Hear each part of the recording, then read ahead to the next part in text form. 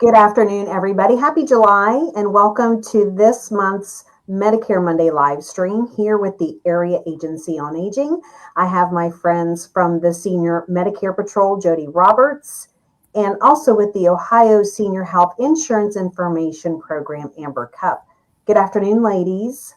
Hi, Good afternoon. Great. So glad to have you both here. It's a little cooler inside, so if you make sure you're staying cool, drinking lots of water. It's a hot one out there today here in Ohio. So we're so glad to have everybody with us today for Medicare Monday. So we're going to talk a little bit, in just a bit, about a very special birthday that's going on this month, and that's Medicare's birthday. Happy birthday to Medicare. But before then, I'm going to have Amber give us a little bit of an update on the Next Generation MyCare Ohio program before we start to talk about Medicare's birthday. Yeah, thank you. So MyCare is, continuing to roll out throughout the state of Ohio. So at this point, just about everybody who's affected has probably heard about it in one way, shape, or form. So MyCare is a program that is for people who have full Medicaid and full Medicare. And essentially, the MyCare program forces those two systems to work together to better support the person. So, if you're eligible for MyCare, then you can potentially be eligible for some extra benefits and some things that Medicare might not pay for. But like I said, you have to have full Medicaid in order to be eligible for the MyCare, full Medicaid and full Medicare. When you select a MyCare plan on the Medicare side, you can pick from Anthem, CareSource, or Molina. And when it comes to the Medicaid portion, you have to pick MyCare for your Medicaid portion, which can be really confusing. So we just kind of like to reiterate that if you're, getting mail about MyCare and you're confused, call the AAA. Call 888-7. They're amazing and they know so much. You can also call us at OSHIP. We have a hotline as well. And, for another resource, you could also call your local job and family services. So, as this change is occurring throughout the state of Ohio, people have lots of questions. And if you're one of them, please call us. We would love to help you navigate this change. Of course. And we also have been sharing information on our Facebook page. As Amber mentioned, you may be receiving letters in the mail. If you receive that letter, please open it, read it very carefully. Yes. It will spell out what you need to do and what your options are. We have also, like I said, shared information on our Facebook page. We just shared a really great video from the Ohio Department of Medicaid on our Facebook page last week that kind of walks through the letter and what you should be receiving. And as always, you have lots of friends if you have any questions, and we can always work with other agencies and organizations to make sure we answer your questions so that we can help you as best as we can. And I will make sure, I'll just go ahead and share some phone numbers right now while we're on this topic. So our 888-7 phone number is 1-800-582-7277. We're open Monday through Friday, 8 to 4:30. And OSHIP, the Ohio Senior Health Insurance Information Program, who Amber works with. Their phone number is 1-800-686-1578. Please stay tuned to our Facebook page. We're sharing lots of information about this. Our executive director has shared information in her monthly newspaper column, and we're hoping to feature that again this month, just to make sure you have all the information that you need and have phone numbers and contact information should you have any questions. So today's topic is we have a very special birthday going on across our country, and that is happy 61st birthday to Medicare. And so we thought it would be great to kind of go over a timeline of the history of Medicare, just really interesting information. And so between Amber and Jody, they are going to talk about some key years, some key dates, and the evolution of Medicare here in our country. So we're going to start with Jody. Yes. And evolution is a great word, Jenny, because indeed there's a story behind Medicare. And it didn't just start on the day that it was signed into law. Actually, the concept of a national social insurance program originated way back in the early 1900s.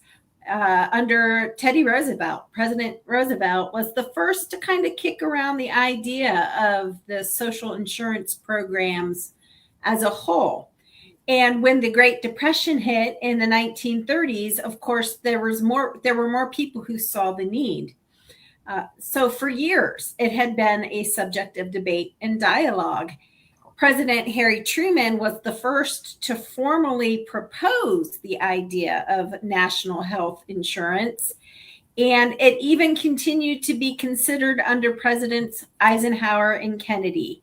So Medicare was conceived long before it was actually given birth. But eventually, it did come to fruition. So I'm going to kick it over to Amber, and she can tell us a little bit more about that part of the journey. Absolutely. Well, and it wasn't until 1965 that Medicare became official. So July 30th, 1965 is when it was signed into law. That's where we created the Medicare. So this was signed in by President Lyndon B. Johnson. And as a fun fact, Jody mentioned how President Harry Truman was kind of, a proponent of Medicare. President Truman and his wife Bess were the first two people to receive Medicare benefits when it was signed into law in 1965. And like Jody mentioned and earlier about it evolving. Medicare has evolved since it was created to include more groups of people, and it's just kind of interesting too that it was signed into law in 1965. And as we know, to become eligible for Medicare, you have to be 65. So just kind of like a neat little thing to kind of add to that. So throughout the following decades, we have the Medicare coverage expanding to include other groups of people, those who are disabled and those with end-stage renal disease. That had happened in 1972. And then in 1982, hospice benefits became available through Medicare. And then I work for the Ohio Senior Health Insurance Information Program, which is a SHIP, a state health insurance program. And then, so in 1990, that is when SHIPs were established. So the organization that I work for, it was established in 1990. Every state and U.S. territory has a SHIP. So excuse me, no matter which state you live in, you have access to a resource that can help you navigate Medicare that's unbiased and objective. At this time, in 1990, there weren't Medicare Advantage plans. There was no Part D for drug plans. So really, OSHIP, SHIPs in general, were just created to help people navigate original Medicare and supplements and things like that. And then I think, Jody, you wanted to talk about what comes next in the timeline. Yes. So by the year 1997, there was obviously some concern around fraudulent claims and activity that was happening under the Medicare program. And so Congress moved to take action to support that issue. And they created the Senior Medicare Patrol in 1997 with the goal to arm beneficiaries with the information they need to prevent, detect, and report fraud in Medicare. So it was decided that they are the best front line of defense, but they just didn't know what to watch for. So Senior Medicare Patrols were created. Initially, they were kind of piloted in 12 various states, and now they are also in all 50 states and the 4 U.S. territories. So Amber, you mentioned a little bit about prescription drug plans and advantage plans. When did those come into being? Yeah. So for a very long time, there were no Medicare Advantage plans. There was no Medicare drug coverage. It wasn't until 2003 that Medicare Advantage plans became a thing, became an option. So Medicare Advantage plans were created as an alternative to original Medicare, so that people had more options when it came to getting their healthcare coverage. And then in 2006, we have the Part D for drug plans coming into existence, I guess, or being signed in, where people can have prescription drug coverage if they're on original Medicare, and then it's also built into Medicare Advantage plans. So 1965, Medicare became a thing, but it was really closer to where we are now, that we had more options for people, that people had the opportunity to kind of make a selection that better fit their, their lifestyles and what they prioritize when it comes to their healthcare and things like that. And then the next most recent thing that came along in the timeline, Jody, I think you're going to talk about is Medicare cards. Yes. So again, going back to the problems that the Medicare program had with the fraud and the improper use of a beneficiary's numbers, Medicare numbers used to be tied to Social Security numbers. And so a decision was made to make sure that that was no longer the case, because if they had your Medicare number, then they also would have your Social Security number. And that is a real nightmare to untangle that level of identity theft. So a decision was made to remove the Social Security number from the Medicare number, and that process to update all Medicare cards was completed by April of 2019. But I will share, I was in a location recently where a gentleman pulled out 2 Medicare cards, and he still had the one with the Social Security number. So if somebody's listening and that applies to them, please know that the one attached to your Social Security number should be shredded. Good to know. Yes, that also has happened to me in the past, Jody. I've been counseling someone and they've pulled out 2 cards. And I was like, oh, you need to you need to not do that. You need to get rid of that one. So yeah, definitely if it's got your Social Security number on it, it is not an active card anymore. And you should shred it, like Jody said. And then finally, the most recent thing that's kind of happened with Medicare in the past couple of years is the donut hole being eliminated. So it's officially gone in 2025. We now have a maximum out of pocket on prescription drugs. So the donut hole that used to really put people who had medically complex years into a tight situation with their prescriptions, that's gone. So the maximum that someone might pay for their prescriptions in a year, in 2026 specifically, is $2,100. So the donut hole is gone, and now we have a cap on prescription drug costs, as long as they are drugs that are covered by the plan's formulary. So unfortunately, if you are prescribed a prescription that is not covered by your prescription drug plan, that whatever you're paying towards that, unfortunately, does not count towards the $2,100. But that kind of brings us up to date with, all of the things that Medicare has done since its inception. Medicare covers millions, 63 million people right now. And since its inception, more than 163 million people have been eligible for Medicare. So it's a really great, overarching system that can help a lot of people. And we're here to help you navigate it if you need us. Very great information. Had a comment, interesting facts. I learned something today, so I'm hoping that our listeners, of course, did as well. Lots of great information, ladies. Thank you so much. And we also learned how both of your organizations started, so it was neat to see that on the timeline as well. Again, great information here about Medicare.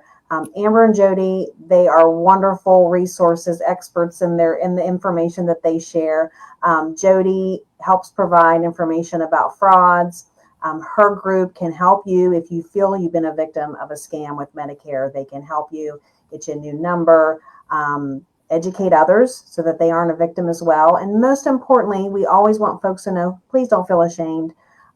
This happens a lot, unfortunately. And that's why Jody's organization, Senior Medicare Patrol, is here to help you. Amber's organization, the Ohio Senior Health Insurance. I always can, never fails. I do it so often. It's a mouthful. Every time, and every once in a while, it doesn't come out the right way. But the Ohio Senior Health Insurance Information Program is here to help you with Medicare questions. Don't feel like you have to understand it all. That's why they are here. They're here to help you, help answer your questions, providing unbiased information. So we have something we'd like to share with you. We have something new to add to our Medicare Monday live stream, and that is a trivia. So it's a birthday present. Yeah, it is a birthday present. That's definitely fits in very nicely today. So we have an intern this semester, and he came up with this great idea to have a trivia question. And we think it's great because this will drive folks to watch our live stream, which is very important information. So we are going to debut our trivia question this month with this month's live stream, today's live stream. Stay tuned to our Facebook page. We will have this same exact graphic up on our Facebook page, but it will have a question. So you will need to answer the question. And I do need to take that banner off. There we go. So in order to be eligible for the trivia, there will be a question you'll need to answer. You will need to go back and watch the episode from today and watch it and listen for the answer to the question. You also need to like our live stream post, share it on your Facebook page, and then we'd like for you to email your answer to us here at the Area Agency on Aging District 7. That's info@AAA7.org. Okay, so you have to do all of 4 things. Watch our live stream, like the post, share the post to your Facebook page, email your answer to info@AAA7.org. All of the correct answers, we will randomly draw from the correct answers, and you could win a $25 Walmart gift card. So really nice. In order to participate with us and share the great information that we shared today. I did have a comment. It said, oh, just a reminder, if you still have a Medicare card that has your Social Security number, it's not active. And if you're unsure what to do, call Ohio Senior Medicare Patrol at, got the local number, but I'll give the toll-free number, 1-800-293-4767. Amber, Jody, anything else to add today?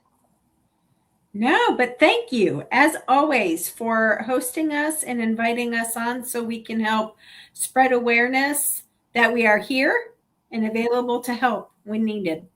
Absolutely. We're always welcome to have you all on. Look forward to this every month. Let me share some numbers here before we sign off. AAA 7, Area Agency on Aging District 7, my organization, we are 1-800-582-7277. info@AAA7.org. That's where you can send your trivia answer. And then we also have the Ohio Senior Medicare Patrol with Jody and her group. They are 1-800-293-4767. And then the Ohio Senior Health Insurance Information Program with Amber and her group. They are 1-800-686-1578. So it was wonderful to have you all on. Hope you learned something today. And happy birthday, Medicare. Don't forget to stay tuned.